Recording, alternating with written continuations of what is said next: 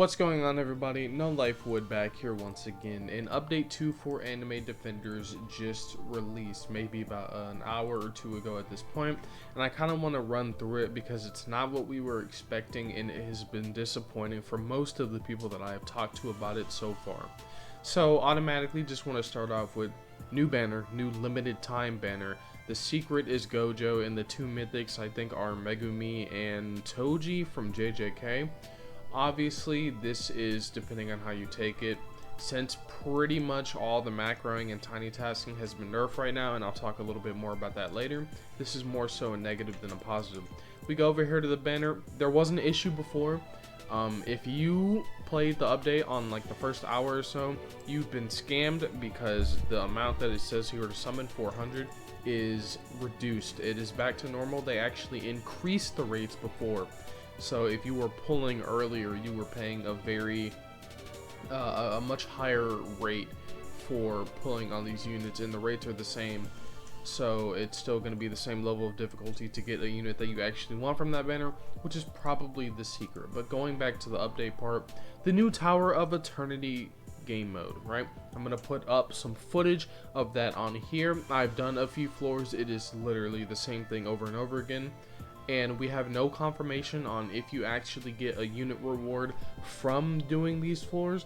It is very possible that you have to get high on the leaderboard in order to get any kind of reward from it, which is contrast to Anime Adventures, where all you had to do was get to level 100 and you were guaranteed a reward of some sort. Next up, we have leaderboard titles, seasonal leaderboard rewards, and leaderboards. You can check via the leaderboards building. I can't figure out how to actually open that, but what I have figured out is I'll put up a screenshot here if I find it. But the leaderboard rewards, some of them that you can get are Rimuru from Reincarnated as a Slime. But pretty much ignore any type of leaderboard because there is no restriction on paying money and using units that you spent money on to climb to the top of these leaderboards. So if you aren't pay to win, you won't be reaching the top of these leaderboards at all. Next up, we have the new infinite levels in the new story chapters. I will put some footage on screen of these chapters once I've grinded through them. Probably not the second one, but I'll at least show you the map for the first one. This is your standard content update for an anime tower defense game. This is to be expected from a game of this nature. As you can see, we go here. How many in there in total now? Maybe about 7 or 8 by now. These are just, it's just more stuff that you'll be grinding out a little bit later. Not bad. A new source for gems supposedly, but let's get into the real meat of this, right? Trading. I'm kind of skipping over raid here. I'll touch back on raids at the end, or maybe I'll just get out of the way now. It is literally just, you know, the raids that you just farmed out for 14 days? Well, here is it again with absolutely zero difference, besides now the units can actually drop from the rate that you're doing at a 1.5% chance. I'll come over here. You see that, well, okay, these aren't actually open, but when they are, it would typically say the unit right here, and it would just show a 1.5% chance of getting it, which is a good addition. It was annoying how you were doing the raids for absolutely nothing, and you were just grinding over and over and over again to build up the currency to hopefully get a discount to get a unit. That was annoying, and it was so bad that I didn't even finish it on time before the thing ended. I only have 1570 of the raid crystals because I literally just didn't feel like grinding it. It was always better to just go do an infinite mode or go do the challenges or stuff like that, because it was just more rewarding, especially since the unit from the raid itself was really bad and to my knowledge hasn't been buffed yet. So now that we've kind of covered that, the new stuff is Curse Train. It is Demon Slayer out of nowhere, right? This is kind of an update more focused on JJK. New raid is Demon Slayer for some reason. The new unit is Tanjiro. Okay, interesting, I guess. If you want to grind for it, you can. But the real meat, trading updates, right? So you've added items to booth, meaning we can now purchase trait rerolls directly from the booth, so there should be less scamming in the community overall, which is a good, and that should have been in the game from update 1. Countless people, including myself, have been scammed. I've had to get people banned for scamming me, and there's infinite messages of just people sending out these obvious scams, and people in the community probably still falling for it. User info, I haven't quite seen what it is. We can go. As you can see, I just clicked on this person here, and I think it is displaying. It's either displaying what units are directly on them, or it's displaying the units that they have up for sale. So I think you can just click on somebody. Yeah, you can click on somebody and see exactly what units they have, which would make it a little bit easier to offer if you want to. So that is overall a good feature. I like that. Yeah, I don't have to go up and ask somebody what they have. I can just send them a trade directly from here as well, so that's a bit easier. You don't have to scroll through the menu anymore because that's annoying. So that is an overall positive. Back to the, oh wow, yeah, that's something that they need to fix real quick. You cannot view the update logs from the trade hub, so now we have to go back to the main lobby. This is the worst part of the update, and the part that I mainly had to make this video to talk about. They added trading restrictions to counter the bots, and when they say bots, they're mainly referring to the macroing, but it's not the regular player macroing that you and I are thinking of. Basically, what was happening was players were grabbing 20 or 30 accounts on one computer, setting them to low settings like 5 FPS so that they wouldn't take up much of their computer's processing, and just sit them in an AFK chamber for an entire day and just generate hundreds of thousands of gems. So these trading restrictions are to kind of counteract that, but there is also a CAPTCHA system in the game. So when I was trying to do the Tower of Eternity, they lowered the frequency of it, but sometimes when you click play, it didn't show up then, but sometimes when you click play, there is a CAPTCHA that you actually have to type out.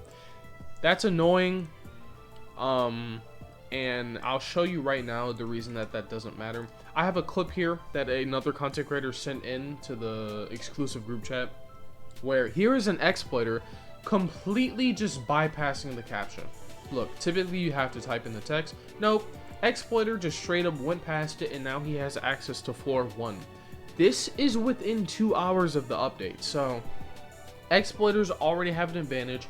All an exploiter has to do is make sure their units are great, make sure their units are quality, and then on the last day or last few days of whatever the season is, all they have to do is set up a macro to quickly go through all of the floors of Tower of Eternity and just reach top on leaderboard. The only thing stopping them would be the tier of their units, how strong their units are. But if they are exploiting, then clearly they've already made enough gems and resources to have the best units. So this is another nerf to a free-to-play player. We can't macro this, but exploiters can. Pay-to-win players are just going to buy off exploiters. Exploiters are just going to make money and easily clear all the content and get rewards that we can't as free-to-play players. Heading back to the updates again, we have some rebalances here. This is some better stuff, right? Unit visual reworks and rebalances, these suck, right? They haven't really affected the game in any way that I can see. If anything, some of the new story modes I've heard have introduced flying units, and in case you didn't notice, look at all these units. Ground, ground, ground, ground, ground, ground. None of these units can hit air besides Sharpshooter, a unit that nobody uses ever. This is like the only hill unit that is like a mythic. All the other hill units that are mythics, I've sold them because they don't even matter. I'm assuming Kizaru you could use, but who's taking Kizaru into Tower of Eternity right here? Who wants to invest into a Kizaru is an even better question. I'm not using my 15 trait rules that suck to farm now. I'm not using those on a new unit. So that's another dumb update.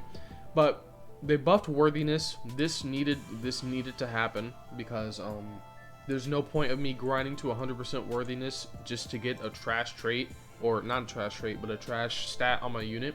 Why did I grind 100% to get B- on my unit? It doesn't make any sense. The unit level cap has been increased to 70. This is both good and bad. Good because it increases the stats, makes it a bit easier to farm through content.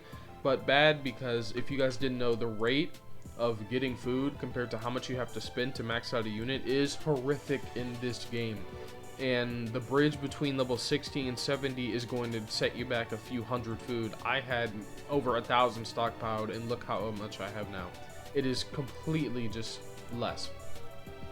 Going back into the update logs here, they buffed the shop gems. Cool, the pay-to-win players up, I guess. Surely that's what we needed, more buffs for pay-to-win players. Buffed infinite mode gems and buffed quest gems. These are good because they give you more options to get gems, especially since most forms of macroing and tiny tasking for a normal player have been nerfed. Keyword, I just said normal player. If you are a pay-to-win or an exploiter, you are making the most profit now than ever because all you have to do is slightly adjust your tactics. Pay-to-win players get to spend, less money to get more. They get black market for more stuff. Exploiters are just going to steamroll through the entirety of the Tower of Eternity and just get all the rewards. People are already on wave 34. As you can see, there's some interesting accounts here. Some accounts that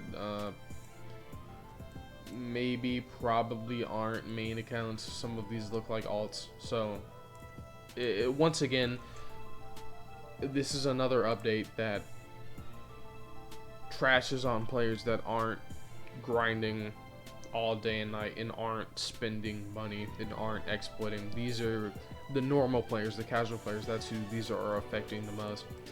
So overall, this update is more of the same. It's not really anything new. It's mostly just nerfs to what we've already had. There are a few good outliers in this update, but overall this is a negative update for the players. They are trying so hard to fix the alting issue, but they're kind of dodging around trying to fix it. What I mean by that is, if we go to this image here, these are the trade limitations. This is pay to win. Just, that's all it is. If you have spent 1,000 plus Robux in the game, you get unlimited trades, unlimited booth purchases, and you can get 13 booth sales per 8 hours. If you have 0 Robux spent, if you have not bought Shiny Hunter, if you have not bought VIP, if you have not bought any luck potions, if you are a free-to-play player that is playing this game for your own enjoyment, get fucked. Look at this. At 0 Robux spent, 15 per 8 hours, 4 per 8 hours, 5 per 8 hours. Now, what I will say is at the time of recording, I believe some of this has actually been fixed a little bit. Let's scroll down a little bit. Yep. They have increased the boost sales limit from free-to-play from 2 to 4. And the booth purchase limit is from 2 to 5. Whoa! 2 more sales and 3 more. Man, doesn't it feel great being a free-to-play player? No! Why are these in the game in the first place? Why are you being punished for not spending money on this game? This is how you kill a game. A game needs casuals to thrive and to succeed. Casuals have to be having fun to keep playing. Why are we nerfing the casuals? I, as a YouTuber, right? I don't make that much off content creation. But I, as a YouTuber, could right now bust out the wallet, spend 1,300 on every single one of my accounts. I could go into the AFK chamber. I could make money that way. I can trade back and forth pretty much an infinite amount of times. The game was supposed to be a fresh air from Anime Adventures, right? An improvement on it. But trying to combat alting, it just doesn't seem like the devs are able to do it because they keep inputting stuff like this. They keep inputting stuff that hurts the average player instead of like the alters and the people who are putting in all these resources to grind. But we'll have to wait. We'll have to see how it ages. There will be more rebalances and buffs and nerfs and stuff as time goes on, as the community starts to speak out about it. And I do encourage you, if you have something to say, go into their Discord, type to people. Even if you do have to risk getting banned, go speak to somebody about this, because you have to let somebody know when there is an issue. That's why I upload these videos. You have to let people know when there are issues in order for these issues to get fixed. And I hate being a complainer, but you and I both know that if the game keeps going at this rate, it's not going to be fun to play anymore for anybody. I'm level 164, but I won't be grinding too much longer if the game keeps continuing at this rate. But that's all I really wanted to cover for this video. But before we end it off, I do want to say that I have finally finished my Discord server with the help of some close friends. It is now open. I will have that in the description of the video and in the pinned comment section of the video. If you are interested in joining, you just want to chat with me, play some games, join up. But also, if you are interested in joining my Anime Defenders Guild, I've advertised it before, but I haven't accepted anybody in until now. I will have some requirements that'll probably be listed in the Discord somewhere, but if you are interested in joining my Anime Defenders Guild, feel free to join the Discord in the description or in the pinned comments. All right, that is all for me. I love you guys, and I will see you on the next one. Bye.